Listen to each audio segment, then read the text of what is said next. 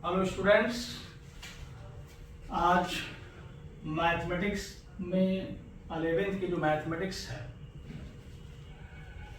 उसमें binomial theorem एक बहुत ही महत्वपूर्ण चैप्टर है।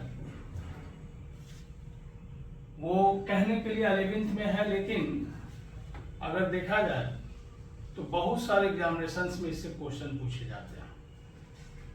जैसे कि जो 11th 12th स्टैंडर्ड पर कॉम्पिटिटिव एग्जामिनेशन है उसमें भी, साथ में नेट, जेआरएफ और टीजीटी, पीजीटी, ऐसे बहुत सारे कॉम्पिटिटिव एग्जामिनेशंस हैं जिसमें इस पर बेस्ड क्वेश्चन पूछे जाते हैं। आज हम लोग शॉर्ट ट्रिक, इसमें कुछ हम शॉर्ट ट्रिक बताएंगे जिससे जो क्वेश्चन काफ़ी समय लेते हैं सॉल्व करने में, वो जल्दी से जल्दी आप आंसर बता सकें। और कॉम्पिटिटिव एग्जामिनेशंस में टाइम मैनेजमेंट ही महत्वपूर्ण होता है, कम से कम समय में क्वेश्चन का आंसर बता दें। इसमें कई पार्ट हैं बाइनॉमियल थ्योरम में।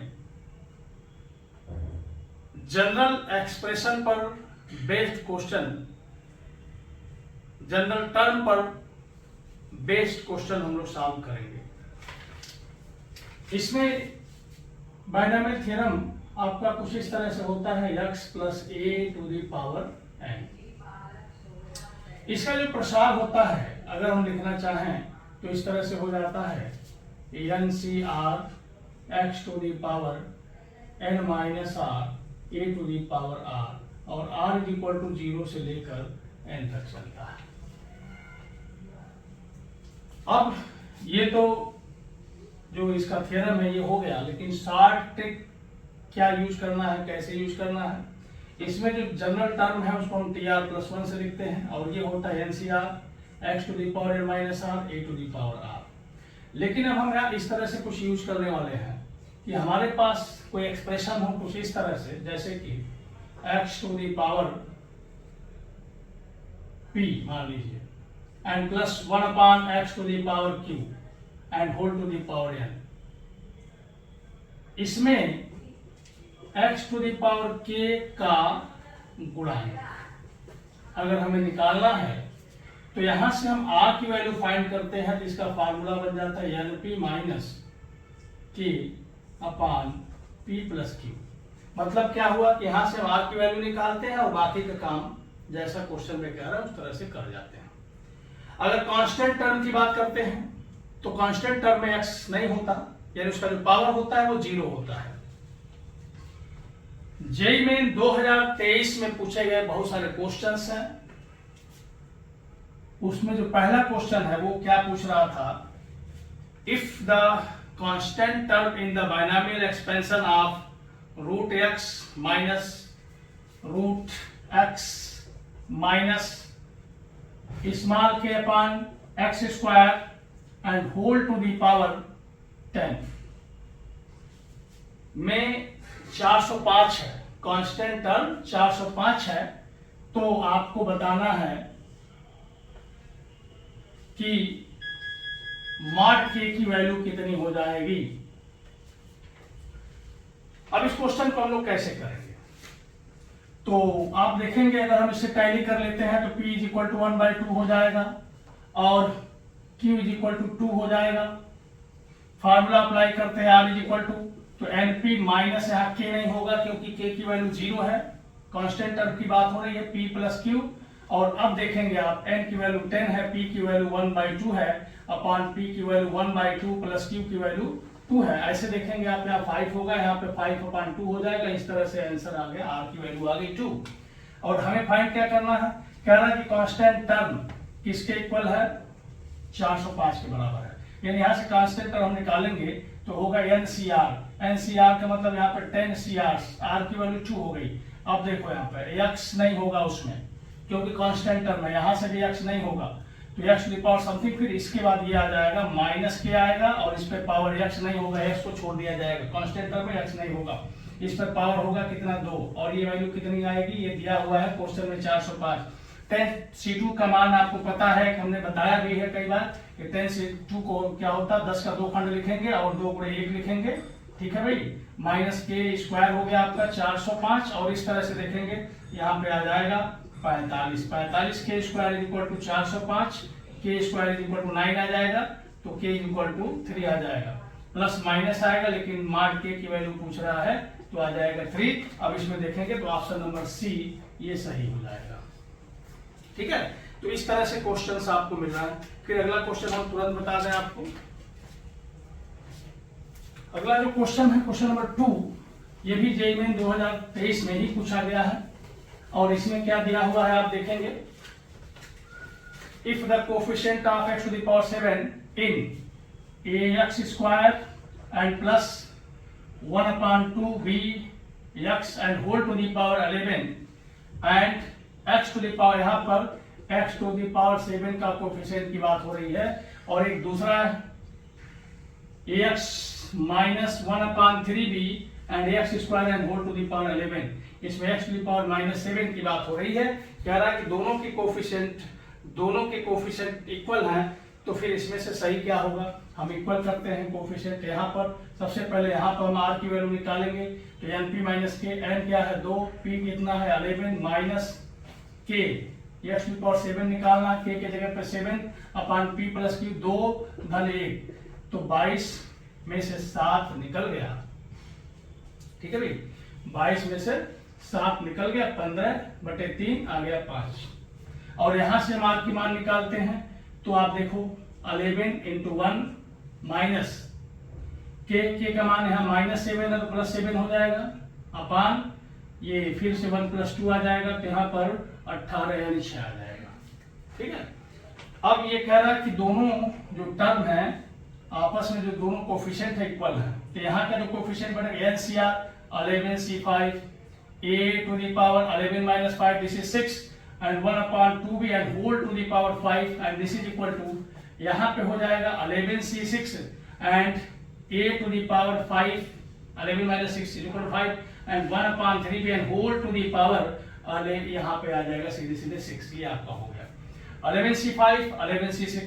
तो इसकी वैल्यू लिखेंगे तो 11 का 5 कर दी, 11 10 9 8 और 7, 3 2 5 5 4 3 2 1, ठीक है।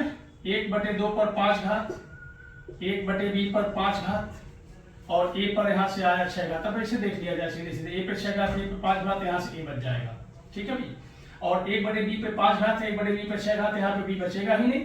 अब यहाँ पे आपके पास आया 1/2 पर 5 घात, 1/2 पे 5 घात का मतलब 32 हो जाएगा, इज इक्वल टू 11C6 1 11 10 9 8 7 6 अपान ये देखो 6 5 4 3 2 1, और यहाँ से a पे 5 हट गया, यहाँ पर 1/3 to the power 6 and b यहाँ पे बच जाएगा, क्योंकि b पे 5 है, b पे 6 है, ये कट जाएगा।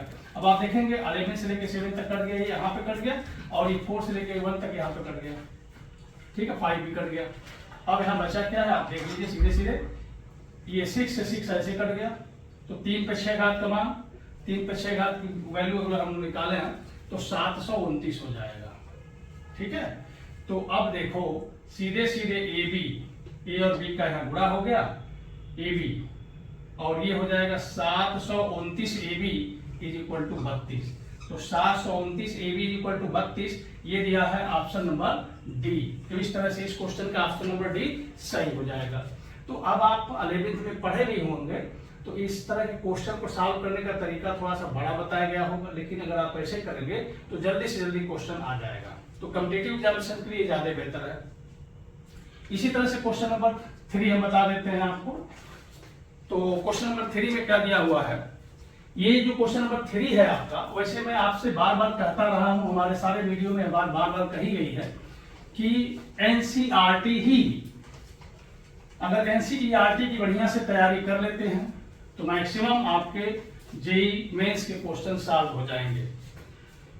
ये जो क्वेश्चन है सीधे सीधे एनसीईआरटी का सवाल है, आपके बुक का क्वेश्चन है। यदि प्रारंभ अंत से 5वें पदों का अनुपात कड़ी में 5 में 1 है तो द्विपद प्रमेय। अब आप आइए देखिए इसको। ये क्वेश्चन आपका ऐसे है, फोर्थ रूट चतुर्थ मूल कड़ी 2 प्लस 1 बटे चतुर्थ मूल कड़ी 3 और पूरे पे पावर दिया गया है n, ठीक है। और ये कह रहा है कि इसमें प्रारंभ और अंत से 5वें परिवर्त का अनुपात कड़ी में 6 संबंध 1 है। तो बात यहाँ पे एक शार्ट तरीका देखिए आप, अगर हमारे पास a plus b to the power n है मान लिया, या x plus y to the power n है, हमारे पास एक द्विपद प्रसार है, तो प्रारंभ से इसका जो nवां पद होगा tn इज इक्वल टू, जरा ध्यान दीजिएगा, तो इसको लिखने का क्या तरीका है, tr प्लस 1, तो हम यहाँ क्या लिखेंगे, प्रारंभ से rवां पद tr plus 1 is equal to ncr x to the power n minus r y to the power r।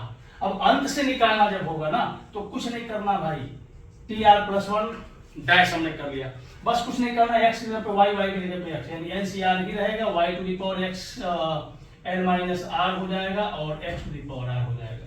यह रूल फॉलो करेंगे तो जल्दी से क्वेश्चन आपके हो जाएगी। इसमें x की जगह जब प्रारंभ से निकालना है, उसी वैल्यू में अंत से निकालने के लिए x की जगह पे y, y की जगह पे x कर दीजिए, बस इसके अलावा कुछ नहीं करना।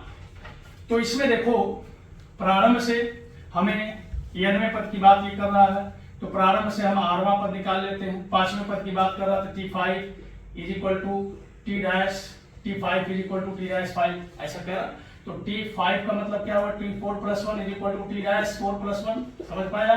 तो यहाँ पे क्या होगा, nc4 एंड x, देखो 2 टू दी पावर 1 बाई 4 है and whole to the power n minus 4 हो जाएगा रूल के हिसाब से, और 1/3 टू दी पावर 1 बाई 4 है and whole to the power 4 हो जाएगा। इसी तरह से जब यहाँ निकालेंगे, कुछ नहीं करना है, nc4 x की जगह पे y, y की जगह पे x हो जाएगा, तो यह 1/3 पर 1/4 घात पूरे पे n माइनस 4 घात, और ये देखो 2 टू दी पावर 1 बाई 4 और पूरे पे कितना हो जाएगा 4।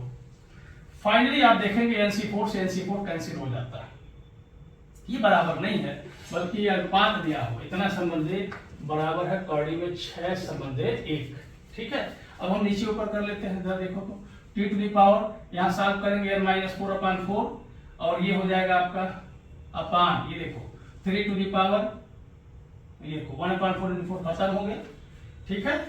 अब इसके नीचे लाना है इसको, ठीक है, तो ये 3 to the power n minus 4/4 ऊपर चला जाएगा और नीचे आप देखेंगे यहाँ पे 2 आ जाएगा, और इस तरह से इज इक्वल टू दिया है √6/1 के, ठीक है भाई। अब इसको सॉल्व कर लेते हैं, तो 2 to the power n minus 4/4 minus 1, और ये हो गया 3 to the power n minus 4/4 minus 1, ठीक है, इज इक्वल टू √6 केवल आ जाएगा। यहाँ देखिएगा हाल इसको सॉल्व करेंगे तो 2 to the power n minus 8/4 हो जाएगा and 3 to the power n minus 8/4 हो जाएगा, दिस इज इक्वल टू √6 आ जाएगा। अब 2 गुणे 3 दोनों पे एक ही घात है, इसलिए 2 गुणे 3 हो जाएगा, 6 पर सीधे सीधे n माइनस 8/4 हो जाएगा, और ये आपकी वैल्यू आ जाएगी 6 टू दी पावर 1/2। दोनों ही 6 के पावर हैं, इसलिए आपस में इक्वल हो जाएंगे। तो यहाँ से आपको मिलेगा n minus 8/4 is equal to 1/2, फिर हमें यहाँ से क्या मिलेगा, n minus 8 is equal to 2, फिर हमें यहाँ से क्या मिलेगा, n इज इक्वल टू 10, ये आपका n इज इक्वल टू 10 आ गया। लेकिन इसमें कह रहा तो तीसरा पद है, तो अब हमें तीसरा पद भी निकालना होगा। यहाँ पे t3 is equal to t2 plus 1 हो जाएगा, और t2 प्लस 1 का मतलब क्या हुआ, आप देख सकते हैं nc2, और n की वैल्यू आ चुकी है 10c2, और ये देखो 2 to the power 1/4 and whole to the power 8, ठीक है। और इसके बाद क्या हुआ, इसके बाद हो गया 1/3 to the power 1/4 and whole to the power, ये आपका आ जाएगा 2, यानी फाइनल आंसर क्या हो, इसका मान 45 होता है। यहाँ पर देखो 1/2 पे 4 घात, तो ये आपका हो जाएगा 2 पे 4 पूरे पे 8 घात, यानी 4 यहाँ पे आपका आ जाएगा 2 पे 2 घात यानी 4, ठीक है। और इसके बाद आगे जब हम बढ़ेंगे, ये 4 हो गया, और यहाँ से देखिए बटे 3 पर 1/2 घात, तो फाइनली ये हो गया 90, ठीक है, 90 गुणे 2, ठीक है। और कड़ी में 3 नीचे आ गया, कड़ी में 3 नीचे से नीचे ऊपर गुणा करेंगे, 90 गुणे 2 कड़ी में 3/3 आया कितना, 30 बार में कट गया, यानी 60 कड़ी में 3, ये आपका आंसर बन जाता है, ठीक है। तो इस तरह से क्वेश्चन को सॉल्व करना है, तेजी से सॉल्व हो रहा, बाकी अगली वीडियो में हम आगे क्वेश्चन सॉल्व करते हैं।